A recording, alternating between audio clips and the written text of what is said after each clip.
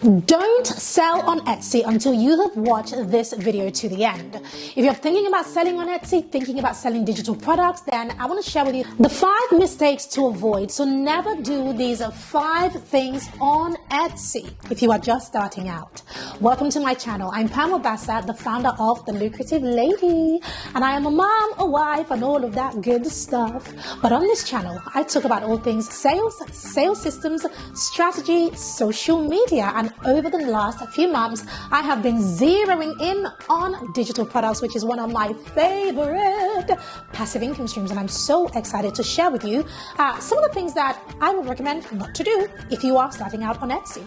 So I've been selling digital products for at least 4 years now. 4 years? Oh, something along those lines. But I've done multiple 6 figures selling digital products across several different platforms.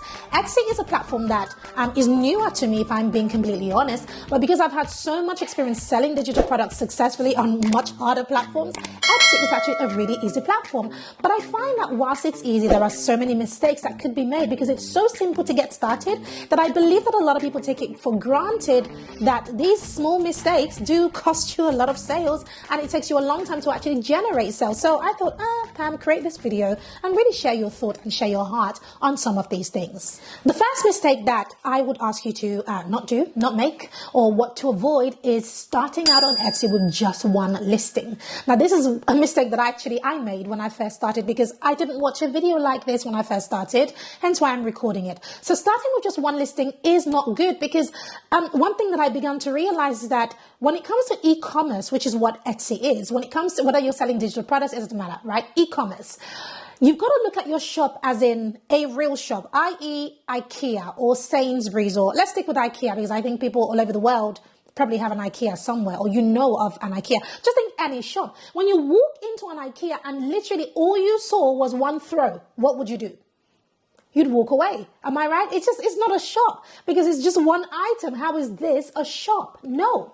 So the problem is that when we start an online shop, because you're on your laptop, you're putting this product up, you think, I've got this one product ready, I can just start selling it. That's not good because you've got to think about it that people are not coming for that one product. You are literally inviting them into your shop to buy the product. So it makes sense that you have other products in the shop. Number 1, to attract them.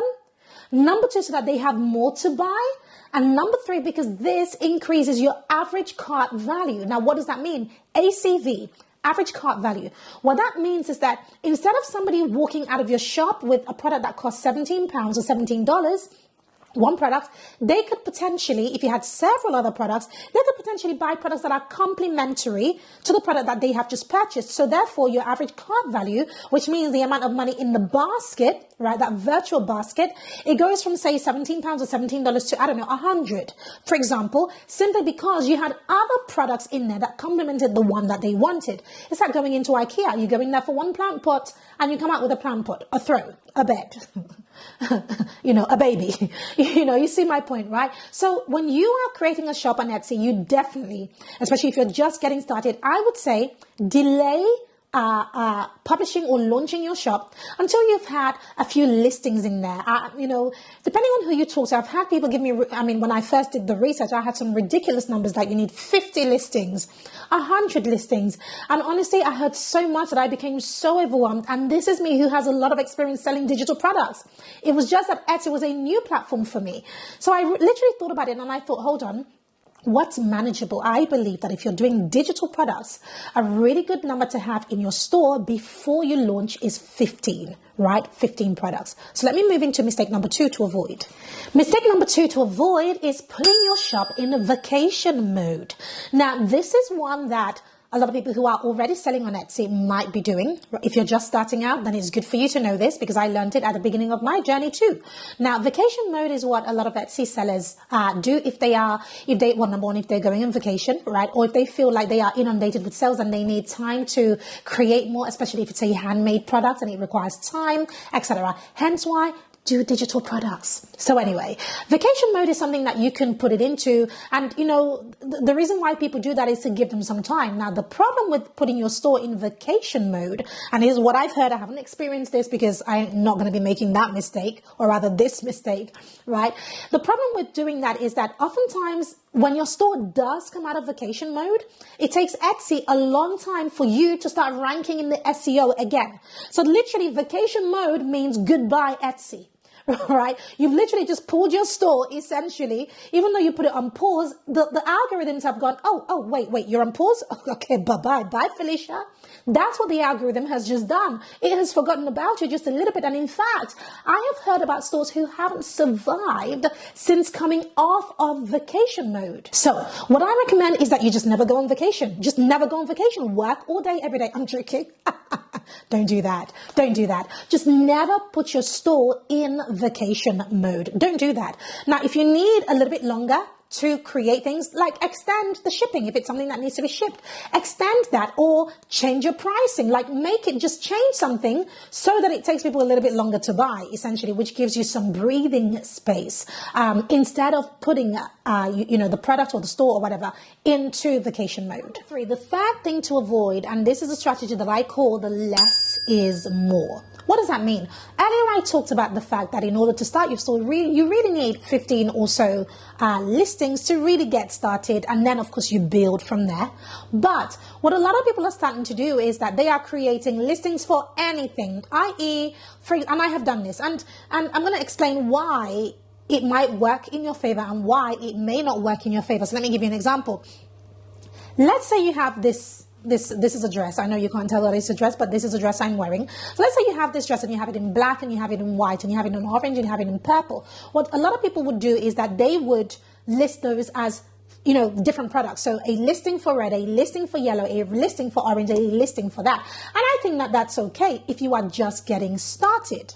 Now, the problem with that is that if you do that, it means that when people buy this product, you are gaining sales based on 5 different products. However, Etsy has this thing where as you are listing your product, if it has variations, you have a drop down. So that means that you can have a drop down that has yellow, blue, orange, black, white, or whatever it is. You can have that drop down so that as somebody buys, they don't just buy the product, they actually buy and select the color that they want. Now, what this does is that it consolidates the sale for this one specific product, which means that when you're getting reviews or when you are trying to rank for a specific product, if you have this one product that has 100 sales, right, in Etsy's eyes, it's going to push it further. However, if you have split this product into 5 different products, and now instead of 100 sales, you now have 20, 20, 20, 20, 20, 100 divided by 5 in 20s, right? It doesn't really tell Etsy that this is a popular product, because in Etsy's eyes, in the SEO algorithm's eyes, it's like, well, these products are all doing just okay. Whereas if they were together, it's like, and they had these 100 sales on the one listing, it's almost like, oh, this product is doing amazing. I better show it to more people because it is that good. So less can be more.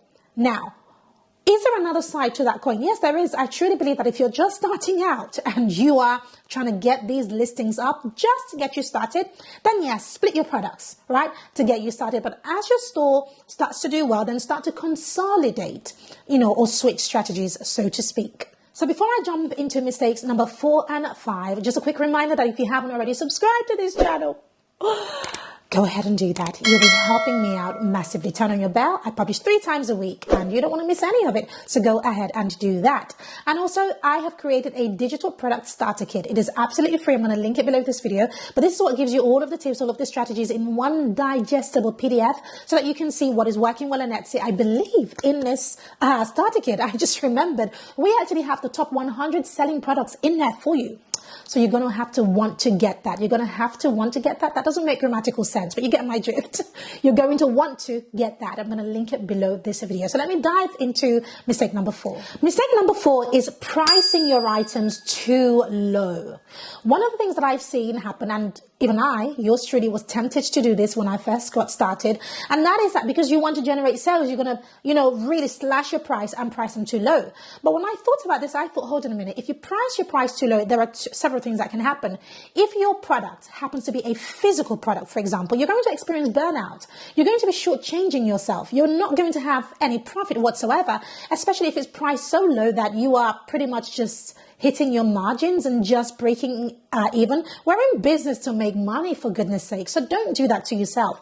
Hence why, again, I do like and prefer digital products, because it gives you more flexibility. There's more elasticity in your pricing, because you know that you're keeping 100%, besides your listing price, of course, of the money that comes in. It gives you more flexibility.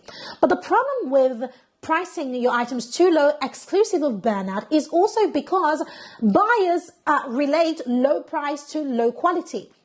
Think about it. I don't know about you, but when you go into a shop, even a clothing shop, and the price is just so low, I don't know, maybe it's just me. I don't know if it's just me. Tell me if it's just me. But I tend to look at these products and I'm just like, why is it so cheap? Is it because it's not good? Is it because you wash it the one time and, you can never wear it again? Or because it was cheap? Now, that item could have been made in the same shop as Armani, for example, right? I would never know. But because it was priced so low, it diminishes the perception of the quality of the item. This is for a physical product as it is for a digital product. So what I would say is never price it too low and never price it too high either, because especially if you're first getting started, you definitely want to generate those sales. Find a happy medium that gives you the opportunity to, of course, still make money, because that's what you're doing. That's one of the reasons why you're in business, to make money, right? But also keeps you competitive, so that when people look at your products, they think, oh, this must be good. Right? It must be this price because it is that good. That's the perception you want to give for your products. Number 5, and this is my final point. Think of Etsy as a business and treat it like one. What does that mean? If you treat your business like a business, it will pay you well. If you treat it like a hobby, it will pay you like a hobby does, which is zero money, right? So treat it like a business. What that means is that if you're first getting started, start off on the right foot. Now, I have had to delay launches for the sake of this one point. I'm a bit of a perfectionist. I try to think of myself as a woman of excellence. Now, sometimes it works against me, I'll be honest, because it takes me a little bit longer sometimes. And sometimes it works in my favor, or rather, most times it works in my favor. And in this instance, it actually worked in my favor because I delayed launching my Etsy store, because I didn't just want to just list the one product. I didn't want to go against the advice that I knew was the right advice, the advice that I'm giving you, right? So you want to think about it as a business, and think about it as, I'm creating a shop. I'm not just creating this one digital product. No, I'm creating a shop. What that means is that my shop needs to have things in it that will attract people, so that if they're not attracted by item number 1, they're attracted by item number 5 or 7 or 8 or 2 or 3 or whatever, right? So you think about it and treat it like a business. What does it mean? Sometimes it might mean buying a course. It might mean learning some SEO. It might mean studying this thing. It might mean waking up a little bit earlier and, brushing up on your skills so that you can be successful in this specific area. But I can promise you that anything that you focus on becomes successful. So if you're really serious about Etsy or serious about selling digital products, you definitely want to treat it like a business and think about it as a source of income for you, and work like it is so. And that might mean just a shift in mindset, doing things properly, and then launching, and then having a really wonderful launch. So let me know in the comments, which of these mistakes do you have any questions about, or which of them stood out to you the most? I read every comment and I respond to every comment. So go ahead and comment below this video. Don't forget to subscribe and turn on your bell if you haven't already, and give this video a share. Why not? That would be great. And of course, finally, if you haven't already grabbed our digital product starter kit, it will be linked below this video. You definitely want to grab that. Before you leave, make sure you check out this playlist, which is my digital products playlist. I love you guys, and God bless you, and I look forward to seeing you in my next video. Take care. Bye.